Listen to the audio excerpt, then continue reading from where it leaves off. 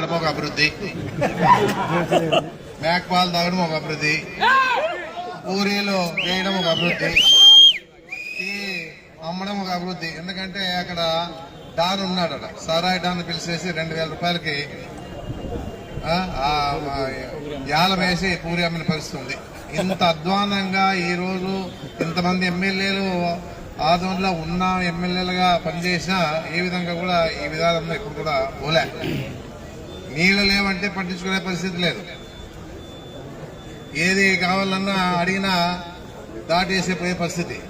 నీవు దీని మీద దృష్టి పెట్టాలి కానీ ఏదో నీవు 4 గంటల వరకు టైం ఇస్తాను, మీరు వస్తారా, లేకపోతే నేను 5 గంటలకు వస్తానని చెప్పేసి నువ్వు ప్రకటన చేయడం చాలా తప్పని జరుగుతా ఉంది.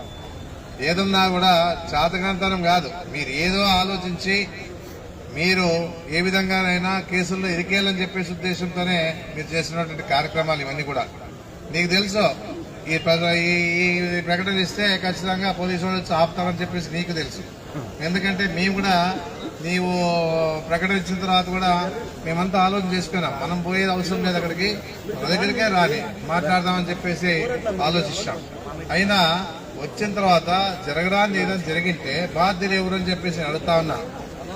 రేపు మిలాడి నబి వస్తా ఉంది, గణేష్ నిమజ్జనం వస్తా ఉంది.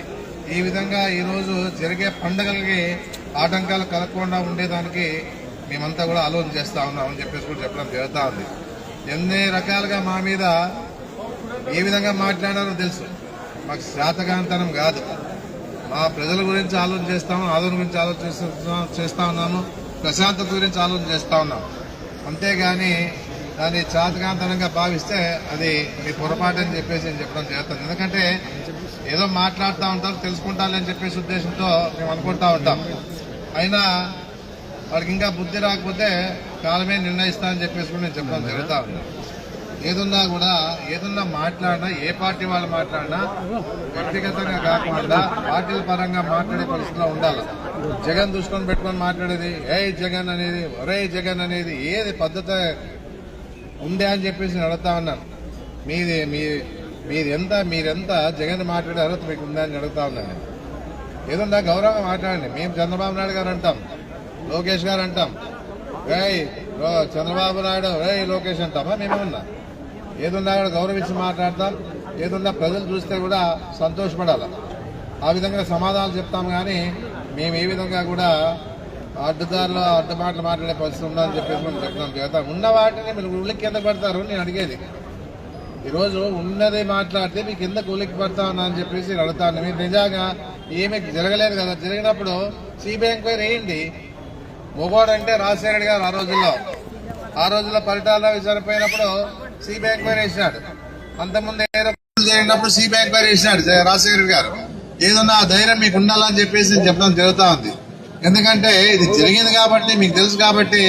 ఎందుకంటే మీడియాలో కూడా వచ్చింది, ఒక్కొక్క ఉద్యోగాన్ని 15 లక్షలు 20 లక్షలకు అమ్ముకున్నారని చెప్పేసి. అది ప్రత్యక్షంగా ప్రసారమైంది, అందరూ చూశారు. వాళ్ళు ఈ విధంగా ఈరోజు ఉంటే మీరు ఏ విధంగా మీరు దీనికి సమాధానం చెప్పాలనుకుంటే చెప్పండి. అంతేగాని ఇష్టానుసారంగా వార్నింగ్లు ఇచ్చేది, మేము వస్తాం మీరు వస్తారని చెప్పే విషయాలు ఇవన్నీ కూడా ప్రజలకు మంచిది కాదు, మీకు మంచిది కాదు, మానుకోవాలని చెప్పి నేను చెప్పడం జరుగుతా ఉంది. ఏదైనా జరగాలని, ఇష్యూ జరగాలని చెప్పేసి నువ్వు చేస్తా ఉన్నావు, అతనికి తెలుసు. ఏదో హైలైట్ కావాలని చేసి ప్రయత్నం చేస్తా ఉన్నావు నువ్వు అంతా కూడా. ఏదున్నా కూడా కాలం ఎప్పుడు ఇట్లే ఉండదు. ఏమి అధికారాలు ఎప్పుడు మారుతాయో ప్రజలు అనుకుంటే ఏమో తెలియని పరిస్థితిలో ఉంటారు. అందరూ కూడా జాగ్రత్తగా ఉండాలని చెప్పేసి నేను చెప్పడం జరుగుతా ఉంది. ఇదే పర్మనెంట్ అనుకోదండి, ప్రశాంతతని కోరుకోండి. ఏదన్నా మీ పరంగా మీరు చెప్పుకోండి, మా పరంగా మేము చెప్తాం, అంతవరకే. కానీ ఏ రకంగా కూడా ఈ విధంగా మాట్లాడుకుంటూ రెచ్చగొట్టే కార్యక్రమాలు చేసుకుంటూ పోయేది మంచిది కాదని చెప్పేసి నేను చెప్పడం జరుగుతూ ఉంది. ఇది ఈరోజు మీకు మీరు చేస్తున్న కార్యక్రమాన్ని కూడా అందరూ చూస్తూ ఉంటారు, ఏం జరుగుతా ఉందని చెప్పేసి ఆలోచిస్తూ ఉంటారు. అంతేగాని మీరు మాదిరిగా ఇష్టానుసారంగా మాట్లాడి ఏదో హైలైట్ కావాలని చెప్పేసి మాట్లాడే మాటలు మేము మాట్లాడమని చెప్పేసి నేను చెప్పడం చేస్తాం. మాతో సంస్కారం ఉంది, ఏదన్నా ఏ విధంగా మాట్లాడాలో చెప్పేసి మేము ఆలోచన చేసుకుంటూ మాట్లాడుతూ ఉంటాం. ప్రతి వారం కూడా ఈరోజు ఏదో ఫ్యాషన్ అయిపోయింది. ఇప్పుడు సోషల్ మీడియా వచ్చి పెట్టే లోపలే అందరూ కూడా ఏదో గొప్పతనంగా భావించి దాన్ని ఏ విధంగా మాట్లాడో తెలియని పరిస్థితిలో ఉన్నటువంటి పరిస్థితి కూడా మనం చూస్తా ఉన్నాం అని చెప్పేసి కూడా నేను చెప్పడం జరుగుతాను. దయచేసి ఇప్పుడుండే పరిస్థితుల్లో ప్రశాంతత కోరుకునేదానికి ప్రయత్నం చేయండి. డెవలప్మెంట్ మీద గురించి చేయండి. డెవలప్మెంట్ గురించి మాట్లాడితే వద్దంటామా? మెడికల్ కాలేజ్ ఓపెన్ చేయండి, పేదలకి ఉపయోగపడే కార్యక్రమం అదంతా కూడా మెడికల్ కాలేజ్ కూడా అది చేయండి. డిగ్రీ కాలేజ్ బిల్డింగ్ కట్టండి. ఏదన్నా కూడా పాలిటెక్నిక్ కాలేజ్ ఉంది, residential school, minority residential school ఉంది, ఐటీఐ కాలేజ్ ఉంది. దీనికి టీచింగ్ నాన్ టీచింగ్ స్టాఫ్ తీసుకురండి. ఎన్నో ఉన్నాయి, చేయాలనుకుంటే చేసే కార్యక్రమాలు దండిగా ఉన్నాయి. రోడ్లు వెడలు చేసే కార్యక్రమం ఉంది, ఆటో నగర్ తీసుకుని వచ్చే కార్యక్రమం ఉంది. ఇన్ని రకాలుగా చేసే కార్యక్రమాలు ఉన్నా చేయలేని పరిస్థితిలో మీరు ఉన్నటువంటి పరిస్థితి కనపడతా ఉంది. చంద్రబాబు నాయుడు 3,60,000 కోట్ల అప్పు చేశాడు ఇప్పటికే. మళ్ళీ వచ్చే ఆదాయాన్ని జీతాలు సరిపోయినా కూడా ఈ అప్పుని ఏ విధంగా ఖర్చు పెడతా ఉన్నారు మనకు తెలియదు. ఏదున్నా కూడా ఇవన్నీ కూడా ప్రజలు ఆలోచించుకోవాలని చెప్పేసి నేను చెప్పడం జరుగుతా ఉంది. మాకు కావాల్సి ఉండేది ఆదోని డెవలప్మెంట్ కావాలా, అదే కాకుండా మాకి ఆదోని ప్రశాంతత కావాలని చెప్పేసి చెప్పడం జరుగుతా ఉంది. గతంలో ఎన్నో అనుభవించినారు ఆదోని ప్రజలంతా కూడా. హిందూ ముస్లిం గలాళ్ల పడి ఏ విధంగా ఇబ్బందులు పడినారో అందరికి తెలుసు. అది ఆ పరిస్థితి మళ్ళీ ఆదోనిలో రారాదని చెప్పేసి మేము కోరుకుంటా ఉన్నాం. అందుకే ఏదున్నా కూడా ప్రజల కోసం ప్రశాంతత కోసం తగ్గుతాం. ఏ విధంగా మాకు అభ్యంతరాలు లేవని చెప్పేసి కూడా చెప్పడం జరుగుతూ ఉంది. నేనంతా మీరు చేసిండే పనులకి అందరు నవ్వుకుంటున్న పరిస్థితి కూడా ఆలోచించుకోండి. ఈ విధంగా మీరు తప్పు చేయడం తప్పని చెప్పేసి ఇలాంటివన్నీ మానుకోవాలని చెప్పేసి నేను హెచ్చరిస్తా ఉన్నా. నమస్కారం అందరు కూడా.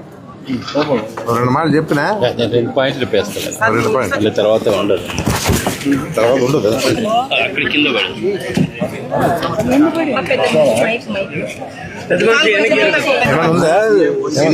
స్టూడెంట్స్ వచ్చారు కదా, 2 నిమిషాలు స్టూడెంట్లు పంపించండి అంటున్నారు. ఎవరికి కేసులు పెడతారు.